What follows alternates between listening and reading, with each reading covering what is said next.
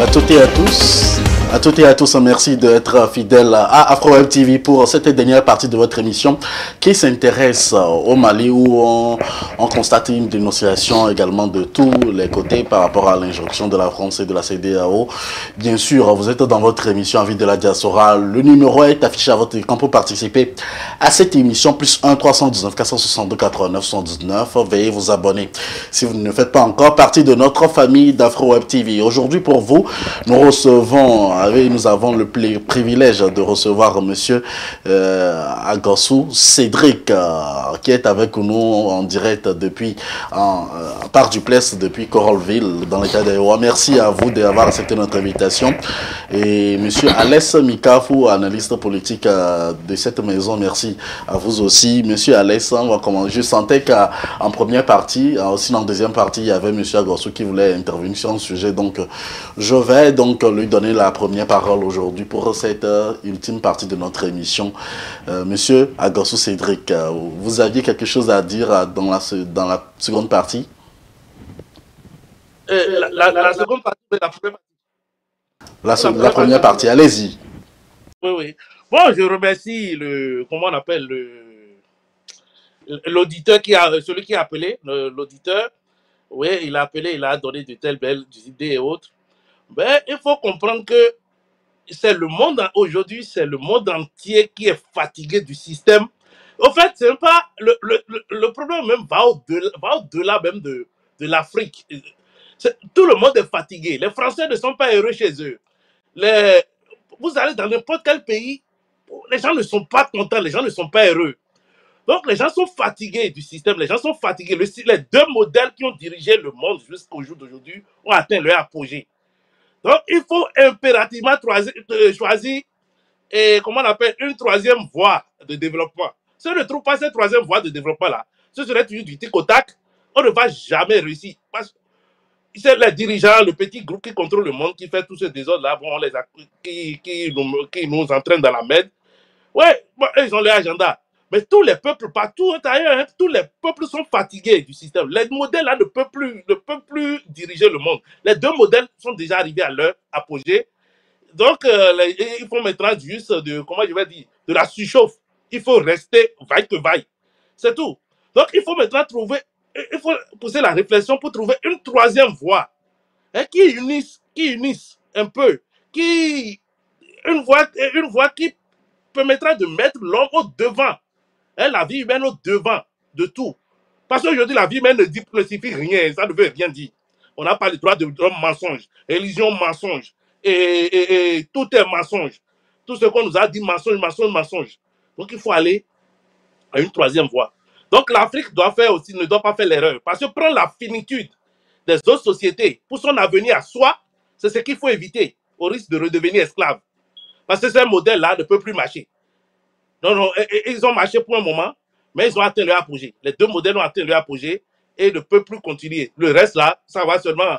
Soit le monde va disparaître, c'est la seule possibilité, soit le monde disparaît, on va faire disparaître le monde, soit on va trouver une troisième voie qui remet l'homme en selle, qui donne plus de valeur à l'homme.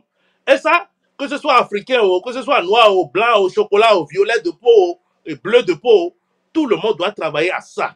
C'est de ça le monde a besoin. Si le monde va partir. Le monde va partir.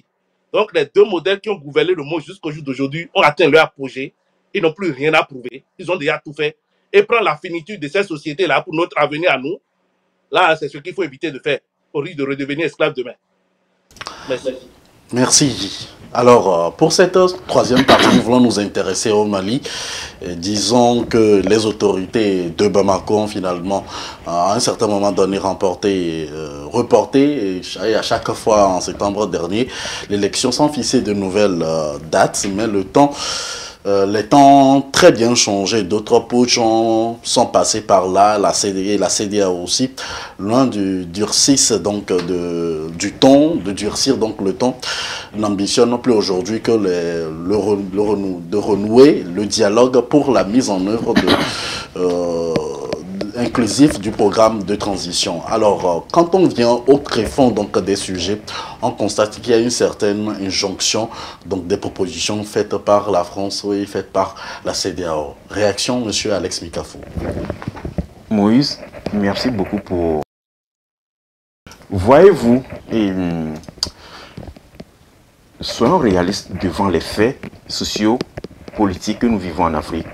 Les élections en Afrique ont-elles vraiment une portée salutaire pour nos pays africains? Moïse, je pense que dans la plupart des cas, non. Parce que dans les élections africaines, souvent, c'est le perdant qui est proclamé vainqueur. Et prenons récemment l'exemple du Gabon. Après les élections où les résultats ont été proclamés, Ali Bongo se proclamait vainqueur. Mais au même moment, l'armée est venue le démettre. Alors, tout l'argent, toute cette somme dépensée pour l'organisation de cette élection est perdue. La preuve, cette élection est devenue nulle. Toutes les élections ont été annulées sous toutes ces formes. Prenons le cas du Mali. Et lorsque les autorités actuelles ont pris le pouvoir en démettant l'ex-militaire Bandao, la CEDEAO et la France spécialement ont commencé par mettre des injonctions sur les autorités d'organiser les élections, Mais Moïse, un pays qui est en proie à des forces rebelles qui sèment la terreur, je ne veux pas vraiment les nommer par la terminologie commune, des groupes qui sèment la terreur dans ce pays, où l'autorité centrale n'a pas le contrôle total sur son territoire. Pensons-nous qu'il serait judicieux pour ce pays d'organiser une élection dans ces conditions? Cela devrait être une grosse erreur monumentale que les autorités actuelles pourraient commettre. Remontons un peu en 2010 en Côte d'Ivoire. Les élections présidentielles ont-elles servi juridiquement et politiquement à l'intérêt de la Côte d'Ivoire? Je pense que non. Parce que qui a proclamé les résultats des élections? Je me rappelle à l'époque, M. Paul Yaoundé, un professeur, un agrégé de droit, qui avait proclamé les résultats, faisant M. Gbagbo le gagnant. Mais quelques mois après la crise jusqu'à presque vers la fin de la crise post-électorale, ce même Yaoundé a proclamé M. Alassane Ouattara gagnant. Oui, c'est là il faut aussi questionner la pertinence, sinon l'influence de nos supérieurs, de nos universitaires. Vois-tu, cette élection ivoirienne doit être une référence pour les pays africains qui ne veulent plus répéter les mêmes bêtises. L'une des raisons pour lesquelles les autorités maliennes aujourd'hui, si elles n'ont pas encore organisé les élections, elles sont dans leur bon droit. Si jamais elles commettent l'erreur de subir les injonctions de la CEDEAO d'ailleurs, cette coquille vide qui ne sert que la France, parce que la CEDEAO applique des lois qui ne sont pas dans ces dispositifs, dans ces tests de droit. Si les autorités maliennes cèdent aux injonctions de la France, elles vont finir en prison parce que cette élection, elle sera organisée si l'effectivité de leur territoire n'est pas acquise. Qu'est-ce qui va se passer? La France va s'interposer, la CEDEAO va s'interposer, l'Union africaine va s'interposer et le candidat choisi par l'Occident, c'est lui qui serait imposé. D'où aujourd'hui, Assimi Goïta et ses copains doivent vraiment être résolus à accomplir la volonté populaire et non la volonté occidentale, sinon la volonté de la main externe. Merci Moïse. Ça reste l'avis donc de M. Alès Pikafou. Et vous, M. Agassou Cédric, sur la même question? Oui, les élections. Oui, je n'ai pas un avis tranché. Je n'ai pas un avis tranché sur la question parce que le problème d'insécurité, l'insécurité est vraiment. Je ne parlerai pas de d'insécurité, je parlerai plutôt de problèmes d'intégrité du territoire malien. Donc, est-ce qu'il faut-il organiser les élections dans ces conditions? Bon, je ne saurais lui dire. C'est aux autorités de voir. Maintenant, dans le même temps, bon, il y a quand même un procès qu'on fait à la CEDEAO. Bon, la CEDEAO dit que la CEDEAO, bon, on a la sorte de, comment on appelle, et de la France, de ceci, de cela. C'est peut-être vrai parce que l'Union africaine est financée par l'Union européenne. La CEDEAO aussi est financée, donc c'est peut-être vrai. Mais quoi qu'on dise, la CEDEAO est toujours nécessaire. La CEDEAO est vraiment nécessaire. Bon, est-ce que la CEDEAO devrait-elle applaudir les coups d'État? C'est vrai que ce qui s'est passé dans ces pays-là, bon, ça se comprend. Et je soutiens par exemple le Burkina, je soutiens parfaitement parce qu'il faut rétablir l'intégrité du territoire. Mais la CEDEAO devrait-elle se réunir pour dire que bon, et voyez-vous, bon, c'est bon, applaudir les dirigeants pour dire que bon, coup d'État, on va ériger coup d'État en homme, non. Ça peut se gérer en soudine. Et encore, quoi qu'on dise, il ne faut pas qu'on fasse disparaître la CEDEAO parce que c'est le meilleur espace d'intégration aujourd'hui en Afrique. En Afrique centrale, on n'a pas ça. Chez les lusophones, on n'a pas ça. En Afrique du Nord, même, on n'a pas ça, malgré qu'ils sont bons. Donc, c'est le meilleur espace d'intégration présentement. Il est vrai, il y a des choses à corriger. Mais si, bon, on jette tout, on jette l'eau qui a servi à laver, on jette le bébé avec l'eau qui a servi à laver le bébé, mais là, on risque de redevenir, bon, de reculer, hein, de beaucoup reculer. Je ne pense pas que le Mali est organisé les élections là où nous sommes. Peut-être on peut lui donner aussi peut-être un moratoire ou bien encore 1-2 ans. Mais les autorités de transition aussi doivent savoir qu'ils ne peuvent pas rester au pouvoir ad vitam aeternam. Ou soit ils peuvent. Bon, moi je propose juste, voyez-vous, le brillant premier ministre malien, Choguel Maïga, peut devenir président du Mali. Il est civil. C'est un brillant monsieur. Et même s'entourer de militaires, il peut nommer des militaires à des postes stratégiques. Ils peuvent faire le jeu comme ça et organiser les élections à leur manière. Parce que les autorités militaires aussi, bon, c'est une transition, on ne peut pas rester au pouvoir ad vitam aeternam. Il faut quand même qu'on se dise la vérité. Et ils peuvent faire le jeu. L'autre démissionne, il dit qu'il n'est pas candidat. Et Assimi Goïta, il démissionne, il n'est plus officiellement président. Et l'autre, on a gagné les élections, Choguel Maïga devient président. Parce que c'est les mêmes idées. Il a les mêmes idées que son président. Et l'autre on va faire peut-être Dimitri Medvedev et Poutine, une sorte de poutinisation du pouvoir, quoi. Donc, Choguel Maïga vient pour continuer, et l'autre est en soudine, il donne les idées. Mais je ne pense pas que dit que les autorités doivent rester au pouvoir le plus longtemps possible. C'est même pas bien pour eux. Parce qu'ils ont fait une constitution, il y a une constitution malienne votée, je crois, il y a quelques mois en arrière, et même ils ont condamné les coups d'État. Oui, les coups d'État ont été condamnés, je crois, c'est l'article 182 de la Constitution qui interdit, qui dit que tout coup d'État, la nouvelle Constitution est promulguée par le président Assimi Goïta, la Constitution dit à son article 182 que le coup d'État, les putsch constituent un crime imprescriptible. Ça veut dire, même 1000 ans après, là, on peut toujours poursuivre les commanditaires de push. Mais quand même, ça leur donne quand même une certaine immunité parce qu'eux, ils sont venus quand même rétablir l'État. Si on peut le dire comme ça, ils sont venus faire un travail bon, qu'on peut accepter. Mais dire que, bon, il faut qu'il reste, tout ça, moi, je ne suis pas pour. Il est vrai, moi, quelqu'un comme Choguel Maïga, que j'admire beaucoup, il peut quand même être devenu président du Mali. Comme d'autres aussi peuvent devenir, parce qu'il y a beaucoup de patriotes, hein, peuvent devenir, comment on appelle, président du Mali. Mais on ne peut pas laisser une transition rester là, ad vitam aeternam, non. C'est pas bon. Il faut qu'ils organisent les élections. Pas peut-être.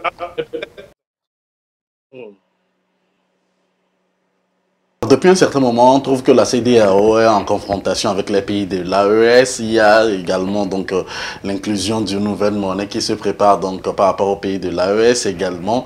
Est-ce que ces raisons suffisent pour aller donc ou prolonger donc le délai de la transition? Pourquoi est-ce que les autorités maliennes ne disent pas en vérité le nombre d'années qu'ils doivent faire par rapport à la transition ou ne donnent pas un délai à la CEDEAO, sinon à l'Union africaine aussi, donc de savoir en fait les droites lignes de l'avenir politique donc du Mali. Monsieur Alès Mikafou. Merci Moïse, mais avant de venir à ta question, j'aimerais un peu rectifier l'approbation du frère Cédric. Cédric, lorsque tu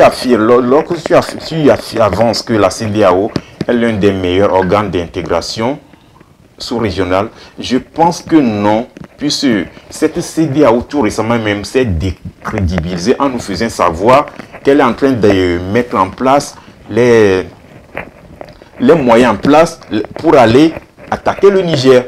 Alors, un organisme d'intégration doit plutôt prôner la coopération, le dialogue, sinon les bons offices. Cette CEDEAO, en allant attaquer le Niger, supposons que cela s'était réalisé, serait-elle en mesure aujourd'hui de s'appeler CEDEAO? Elle devrait se tirer une balle dans les pieds. Et si c'est que la CEDEAO avait pu commettre cette erreur d'aller attaquer le Niger, soyons sûrs, toute la sous-région ouest africaine serait embrasée.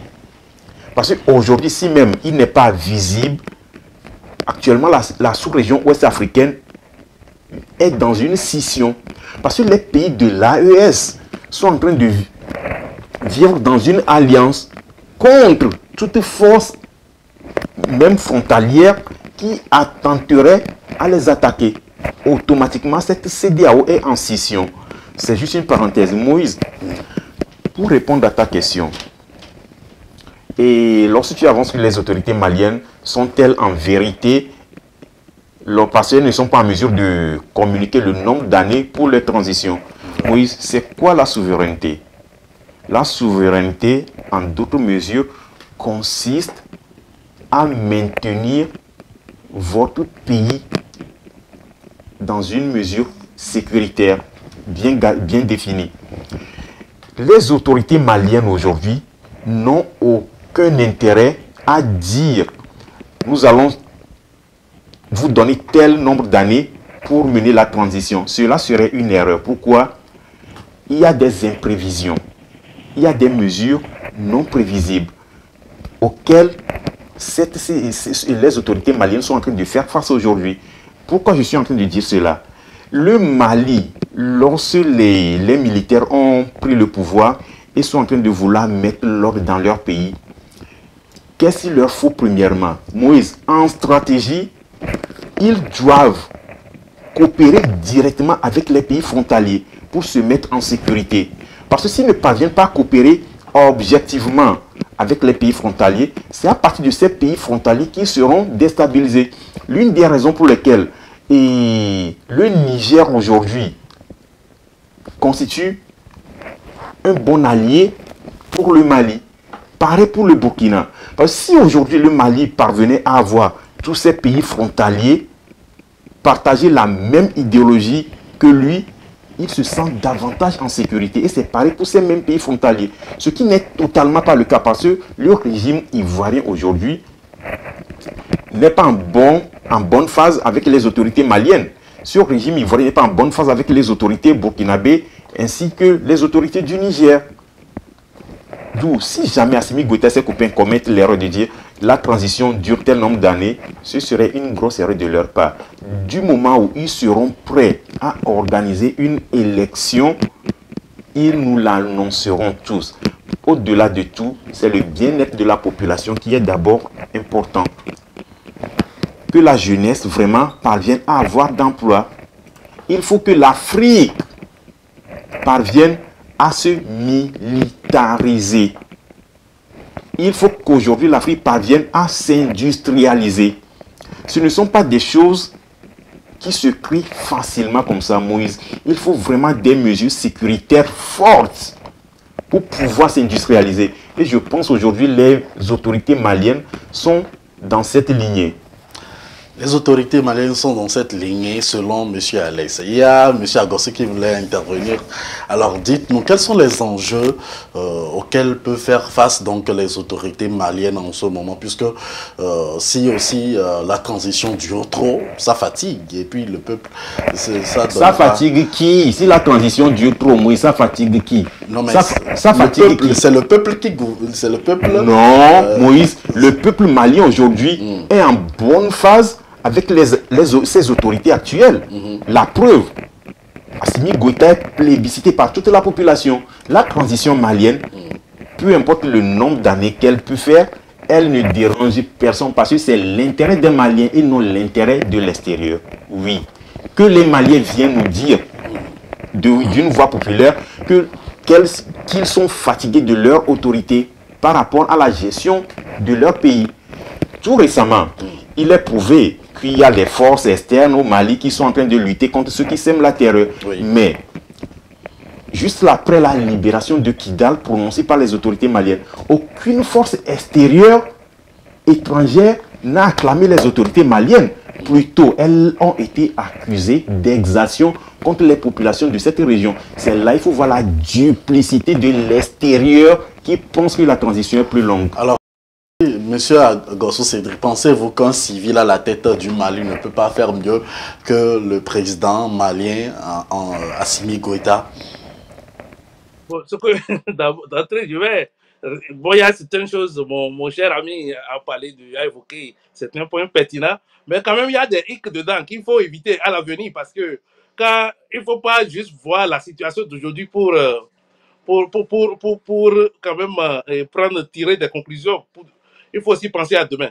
En fait, oui, sur la question de la CEDEAO, bon, elle s'est décrédibilisée. Bon, je ne saurais le dire, mais quand même, la CEDEAO n'a pas bien agi parce que dit qu'on va intervenir militairement, il faut le dire, hein, c'est pas bien. On ne peut pas intervenir militairement parce que les autres, ils sont des militaires au pouvoir quand même. Ils ne vont pas croiser les bras, vous allez venir les prendre comme des bébés. Donc, ça va dégénérer et autres. Mais quand même, hein, est-ce que les gens, il faut parfois l'honnêteté intellectuelle pour reconnaître certaines choses. Sur presque tous les plateaux, les gens accusent la CEDEAO de mesures de sanctions de ceci, de cela. Mais dans le même temps, il faut aussi dire que coup d'État aussi n'est pas normal. C'est ça aussi, il faut dire, il faut aussi dire qu'on ne peut pas aussi accepter coup d'État. Est-ce que la CEDEAO, dans ses règles, accepte les coups d'État? Non. Moi, je ne suis pas pour la CEDEAO parce que, bon, elle a beaucoup failli, oui, on le sait. Mais est-ce que la CEDEAO, dans ses tests, accepte les coups d'État? Non. Dans l'AES aujourd'hui, le projet que j'approuve, je les acclame parce qu'ils veulent mutualiser les énergies pour lutter efficacement contre les problèmes de l'heure. Mais si dans l'AES, là, la convention qui est signée, si un État viole cette convention, l'État là ne sera pas sanctionné. L'État sera sanctionné. Mais si on ne fait pas ça, on ne peut pas dire que non. Parce que aujourd'hui, c'est le problème Niger et CEDEAO, c'est de ça on traite. C'est pourquoi on n'oriente pas, on oriente seulement la réflexion sur le problème CEDEAO Niger. Non. Mais même dans l'AES, qui est un espace communautaire aussi, comme la CEDEAO, même si ce n'est pas aussi grand, peut-être d'autres vont intégrer. Si demain, le Burkina, par exemple, se comportait mal, ne respectait pas les clauses, le Burkina ne serait pas sanctionné. On va dire non, parce que non, l'AES s'est décrédibilisé. Non, non, non. Il faut aussi apprendre à respecter les textes. C'est vrai, les pays africains, les présidents civils aussi, n'ont pas respecté les textes en faisant des coups d'État constitutionnels. Il faut le dire également. C'est vrai. Et ça fait que les populations aujourd'hui ne se retrouvent pas dans leur action. C'est vrai. Mais maintenant, on dit que les élections, bon, les élections ne sont pas, bon, on n'a pas besoin d'élections pour le moment, tout ça. Ça veut dire aussi, les civils aussi n'ont pas besoin d'élections, ou bien c'est seulement les militaires quand ils sont au pouvoir qui n'ont pas besoin, qui peuvent rester 10 ans sans organiser l'élection. Le civil, lui, peut organiser l'élection, ou bien le civil aussi peut dire, mais comme la démocratie n'est plus la chose la mieux partagée en Afrique, même si moi, la conception que j'ai de la démocratie est différente de ce qu'on nous impose là, mais comme bon, les autres, on leur dit, mais les panafricanistes disent qu'il ne faut plus organiser l'élection pendant 10 ans. Mais autant laisser aussi les civils rester 10 ans sans organiser l'élection. Ou bien parallélisme des formes. Laissons-les aussi faire 10 ans sans organiser l'élection. Non. Moi, je pense que le problème dans les pays, parce que la situation n'est pas pareille, je sais bien, chez les civils, il n'y a pas, c'est pas la même situation. Mais au Mali, on ne peut pas obliger le Mali à organiser les élections demain, non, non. Mais il y a des civils qui peuvent aussi faire le jeu. Je parlais de quelqu'un, du Premier ministre, par exemple, qui est un civil. Choguel Maïga, qui est un monsieur formidable, qui peut faire le jeu. On peut juste faire une transposition de chaise, une poutinisation, pour que Choguel Maïga devienne... Pour moi, on sait que, bon, il y a eu pour 9, quoi. Pour que dans l'esprit des gens, les gens ne parlent pas tous que, bon, on a une transition qui va durer ad vitam aeternam. Parce que, vous savez, il y a quelque chose. Plus tu dis au pouvoir, in fine, vraiment, la population, quel que soit le bien que tu fais, bon, on finit par, bon, ne plus s'intéresser à toi, hein. C'est même dans la vie, dans notre vie, là, dans la vie, dans la communauté, Quand c'est toi, bon, on te voit tout le temps, tu restes là pendant longtemps. Bon, après quelques années, il faut aussi savoir partir pour que son nom, pour que le nom de Assimi Goïta reste dans les annales comment on appelle, des grands patriotes qu'a connu et le Mali.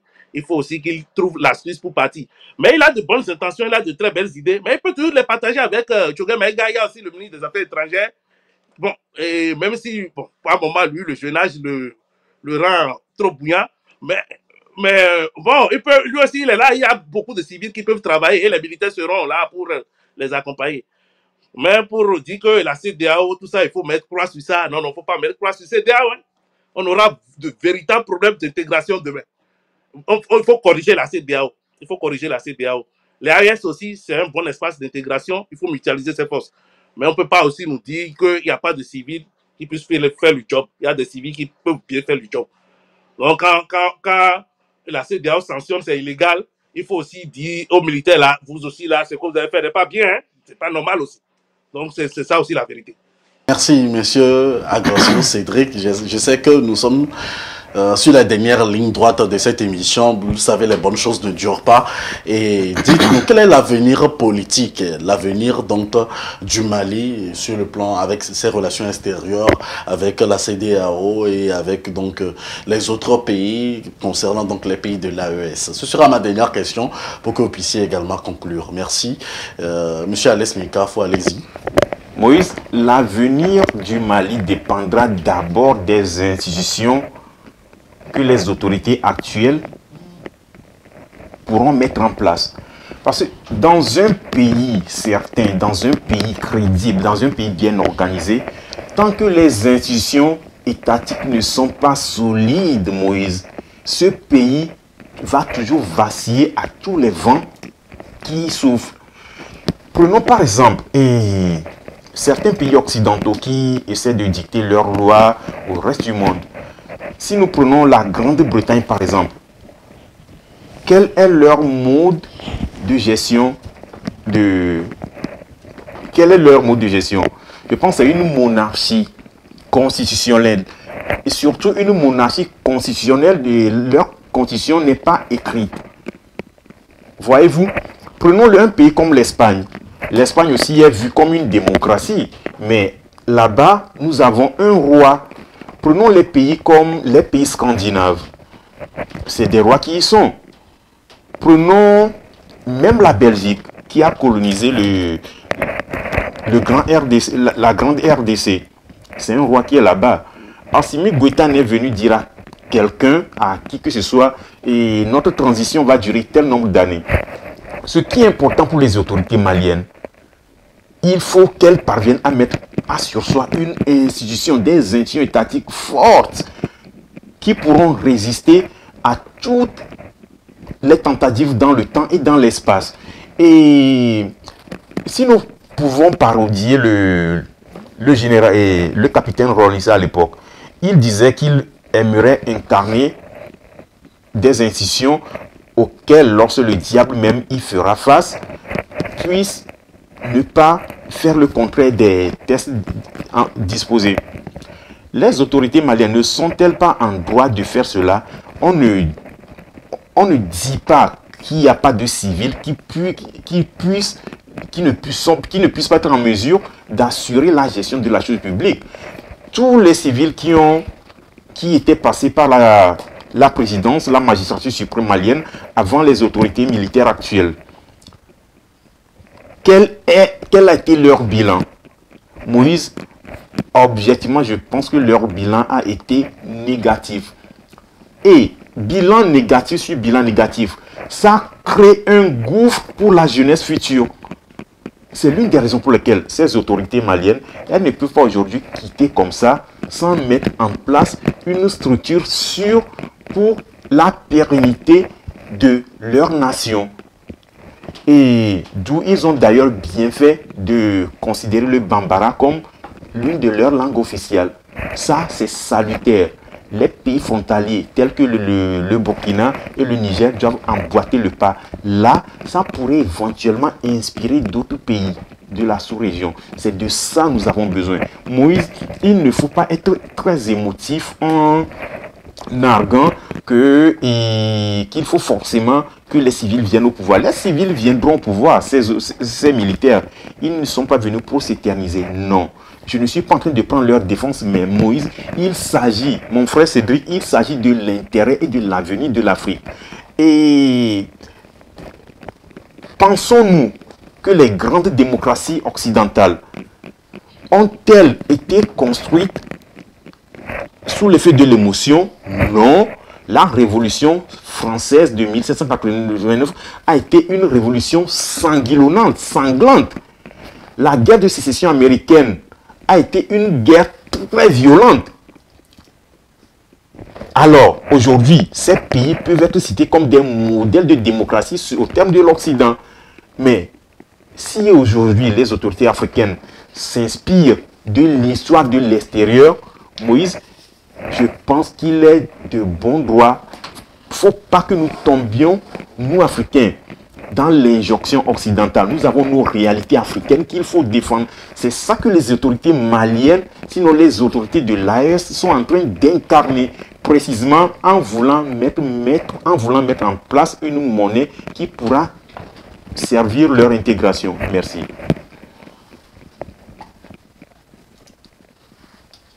Oui, merci, monsieur Allais. Ce sera votre dernier mot pour cette émission. Alors, monsieur Agossou Cédric, quelle est votre conclusion pour clôturer cette ultime partie de notre émission? Il faut que chaque pays africain travaille à devenir une nation. L'État n'est pas la nation. La nation, c'est la forme sociologique de l'État. Donc, l'Afrique a connu, je dirais, a connu le malheur de se retrouver au congrès de Berlin où on l'a coupé en morceaux. Les anciens royaumes qui se combattaient entre eux ont été obligés de vivre ensemble et de constituer un pays. Donc, les gens ont gardé tout ça en eux. Donc, au fait, dans nos problèmes, il faut d'abord travailler à avoir des nations. Quand nous aurons une nation, nous aurons des citoyens qui se sentent réellement originaires de pays. Parce que quand on dit qu'on est originaire d'un pays, là, c'est un peu la question de nationalité. Hein. Être né de père et de mère, là, ça c'est juste, ça c'est juste paperasse, si je peux le dire comme ça. Être né de père et de mère pour avoir le droit de sol, le droit de sang, ceci, cela. Là. Tout ça, là, c'est juste, les béabas. Hein, moi, ce n'est pas ça réellement la nationalité, être citoyen d'un pays. On se sent, on est prêt à défendre le pays. On ne prend pas l'argent du pays pour aller garder ça quelque part. Quand on voit, comment on appelle, quelqu'un qui vient du même pays, quand on voit son compatriote ailleurs, on sent en même temps, on ne le gruge pas, on le respecte. On se dit, mais c'est le sang que j'ai, c'est le même sang qu'il porte. C'est ce qu'on n'a pas su. Et ça ne se fait pas seulement à travers les tests, non. Il faut un principe de cohésion. Qu'est-ce qui nous lie? C'est pas seulement le fait d'être né de père et de mère béninois, ça me donne la nationalité béninoise et je suis béninois. Non, non, il faut que je me sente béninois. Ça, c'est autre chose. Il faut que je me sente béninois. Il faut qu'on travaille à ça, à être des nations. Quand on sera des nations, vous allez voir que ces petits problèmes-là, vous voyez, il est très difficile d'armer peut-être un Français pour attaquer son pays. Il est difficile de créer des factions. Aux États-Unis, il est très difficile, presque impossible. Au Canada, c'est parce que ces pays-là sont des nations. Et ils ont réussi à être des nations. Encore, vous voyez, nous parlons plusieurs langues, c'est aussi un frein.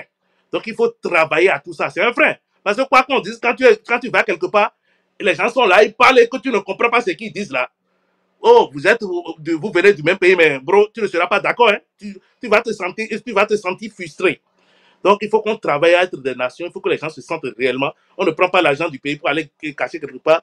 Il faut défendre son pays. On sait que oui, c'est mon pays. Et ce n'est pas seulement la question de nationalité. Ce n'est pas seulement la question de l'âge de naissance. Et même, l'Afrique doit aussi faire quelque chose. Il ne faut pas réduire la question de l'Afrique à la peau noire. Non, on peut aussi s'ouvrir. On peut s'ouvrir comme d'autres. On peut s'ouvrir. S'il y a des talents, un talent qui est... bon, je n'aime pas trop parler des histoires de peau blanche, cheveux bleus, mais moi, je vais l'utiliser quand même, mais pas au sens, hein, c'est pas au sens raciste du terme. S'il y a un blanc qui a un talent, on peut aussi lui faire la cour de venir.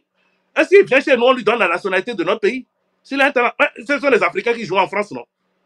quand les États-Unis découvrent un talent quelque part, qu'est-ce qu'ils font? Ils font tout pour arracher ce talent. On lui donne les papiers. Donc il faut qu'on ne réduise pas seulement l'Afrique à la peau noire. Non, non, il n'est pas noir. Non, non. Si, il est blanc, ou bien, c'est un enfant blanc. Il est peut-être aussi, il est de la race jaune. Il est peut-être de l'Amérique latine, bien de l'Amérique du Centre. C'est un génie. On peut aussi lui faire la cour, et ses parents souffrent là-bas, mais c'est un génie. On le prend. On le prend chez nous dans la nationalité. Sur la question du rapatriement des capitaux. S'il y a un milliardaire qui vient investir chez nous, il n'y a pas de problème. Aujourd'hui, il n'y a pas une société au monde qui appartient à une seule personne, à une seule nationalité. C'est faux. C'est les grandes multinationales, Airbus, et Boeing, tout ce qu'on voit là, c'est toujours des multinationales. Quand il y a des multinationales, ça veut dire quoi? Il y a plusieurs nationalités dedans. Nous aussi, on peut le faire. Maintenant, c'est à nous de créer le cadre législatif qui permet, qui oblige les gens à ne pas rapatrier les capitaux, les bénéfices chez eux. C'est à nous de faire les lois qui doivent respecter. C'est à nous de leur donner peut-être la nationalité. Il faut qu'on aille au-delà de cette affaire de dire seulement couleur noire de peau. Oui, l'Afrique, c'est d'abord pour les Noirs, mais il faut quand même qu'on réfléchisse autrement et qu'on s'ouvre aux autres. Je vous remercie. Merci à vous d'avoir participé à cette émission. Tout à l'heure, on avait eu un appel donc d'un téléspectateur de Minneapolis. Alors, téléspectateur, bonsoir, bonjour. Vous êtes sur Afro Web TV, allez-y. Merci, moi c'est Léandre Apom. Oui. Je voudrais intervenir par rapport à la question des élections. C'est il fait des élections au Mali et au Burkina ou dans les autres pays qui sont dans l'AES. Oui. Oui, je crois qu'en fait, la situation dans ces trois pays-là est une situation exceptionnelle. Et donc, il ne faille pas se précipiter pour faire des élections et changer un régime, faire venir un autre régime, alors qu'en réalité, s'il y a eu ce coup d'État au Mali, au Burkina et au Niger, c'est pour une raison. Et si cette raison n'est pas épuisée totalement, et qu'on se précipite pour faire des élections, le problème pour lequel il y a eu ce coup d'État peut encore ressurgir. Voilà pourquoi il était important que la junte au pouvoir en ce moment, que ce soit au Mali, au Burkina ou au Niger, puisse aplanir le pays et refondre les institutions afin de relancer le pays sur de nouvelles bases, avant de pouvoir faire les élections et de changer de personnel. Sinon, à quoi aura servi ce coup d'État si on se précipite sur des élections et qu'à la fin, on ait des civils qui arrivent et le problème ressurgit. Quelqu'un avait évoqué le cas de l'ancien président ghanéen John Jerry Rawlings. C'était pareil. Quand il a fait le coup d'État, c'est parce qu'il y a eu constat d'un certain nombre de dysfonctionnements dans le pays.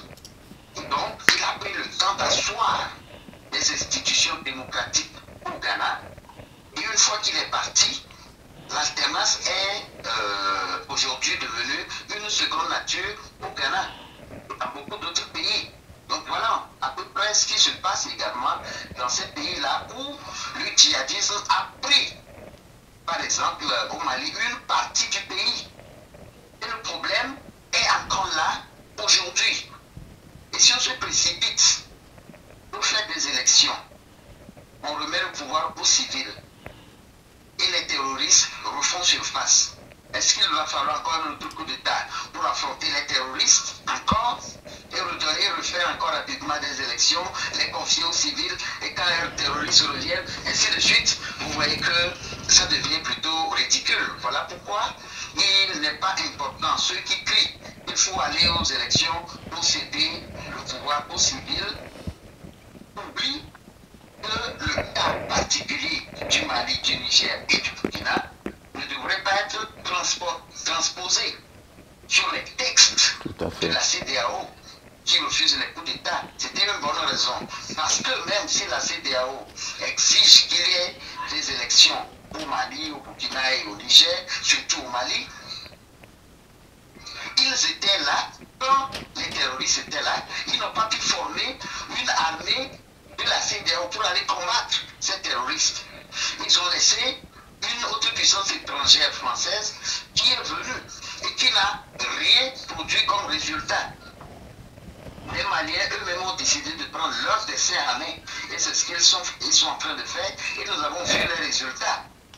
Et donc aujourd'hui, je crois qu'il est très tôt, il est trop tôt d'ailleurs, de parler d'élections pour que cette armée qui est en train d'enclencher des résultats laisse tomber tout ce champ de bataille qui est en train de libérer le Mali pour aller conseiller le pouvoir à des civils qui n'ont pas cette capacité de pouvoir combattre efficacement les terroristes. Donc je crois qu'aujourd'hui, l'heure n'est pas encore aux élections au Mali, mais plutôt à la lutte contre le djihadisme, à la refondation de la République et peut-être maintenant au renforcement des institutions de la République et seulement à partir de là, on pourra envisager donc d'organiser des élections et céder le pouvoir à qui le peuple fera sa confiance. Donc c'était juste ma contribution. Merci. Merci de nous avoir appelé. Fin donc de ce numéro de votre émission Avis de la diaspora sur AfroWeb TV. Merci à vous, analystes politiques, d'avoir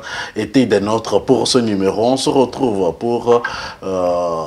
demain, lundi politique, avec l'honorable député Innocent Kagbara, avec lequel nous avons une dizaine d'émissions à suivre de près et avec toutes ces propositions. Bonne suite de nos programmes sur AfroWeb TV.